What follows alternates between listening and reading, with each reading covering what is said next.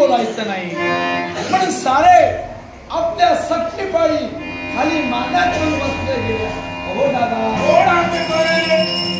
आपला लाडका कृष्ण आपल्याला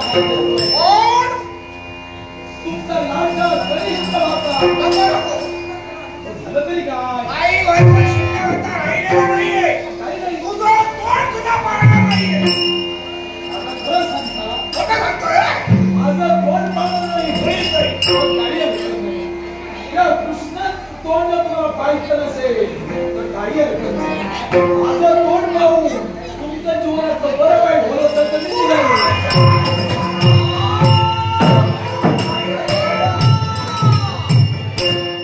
झालं काय? जीवाचं बरं वाईट आता मला पाहून होत असते तर मी आपला जाण होतो. मी आज माझ्या मनानं निर्णय घेतलेला. तुम्ही निर्णय घेतला नाही, तुझ्याशी बोलायचं नाही, तुझं तोंड मी पाडणार नाही. हो मला सांगा, आपण निर्णय घेतला म्हणजे तुमच्या अंगात बसायचं नाही. मी कोण? माझी कीर्ती काय? माझी कीर्ती काय? मला कोण म्हणतंय?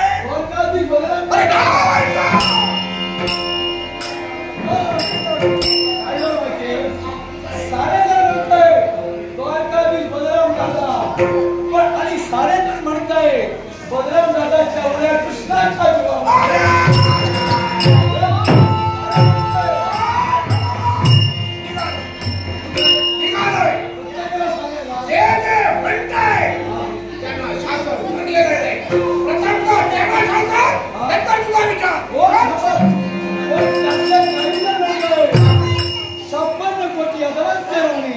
द्वारकाधीश बलराम दादा असावे तर तुमच्या सारखे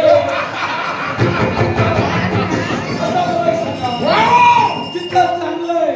थोडं वाईट असणार की नाही? चांगलं आहे त्या ठिकाणी वाईट आहे. याला काही ना काहीतरी कारण आहे. संतोषी माणसं या समाजात त्यांच्या संवाद साधतात. कुणाला काय बोलतील काही सांगता येणार म्हणजे सवय लागली. त्याच्यामुळे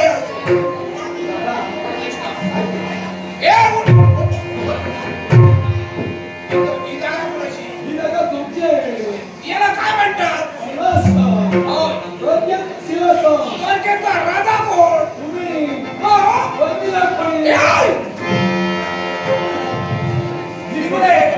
तिकडे काय उपकार केले? आता द्वारका तुमच्याच होती. फक्त आम्ही एका साम्राज्य तू उभं केले. काय उपकार केले?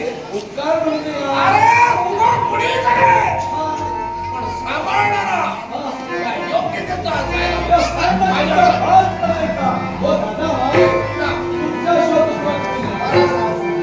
तुला धर्मारी येण्यासाठी विलंब का?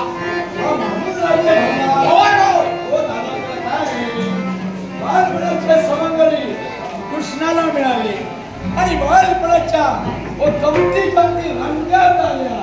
त्यांच्याशी मोकळेपणाने बोलू लागलो आणि थोडा तुझा विसर पडले. एक लक्षात ठेव, बालपणाचे सवंगडी तुला मिळाले. त्यांच्या गोष्टी करत असताना दरबारी येण्यासाठी तुला विलंब झालेला आता तू लहान राहिला नाही. हे बालपणाचे सवंगडी आहेत ना, त्यांच्यावर विश्वास ठेवू नको. अरे आज एक सांगते उद्या दुसरं अनुभव मला बराच अनुभव आहे. अरे काही काही आश्वासनं दिली पण ते जाग्यावरच स्थिर राहील. मोकळे झाले मुलीच नाही आणि त्यांचं होणं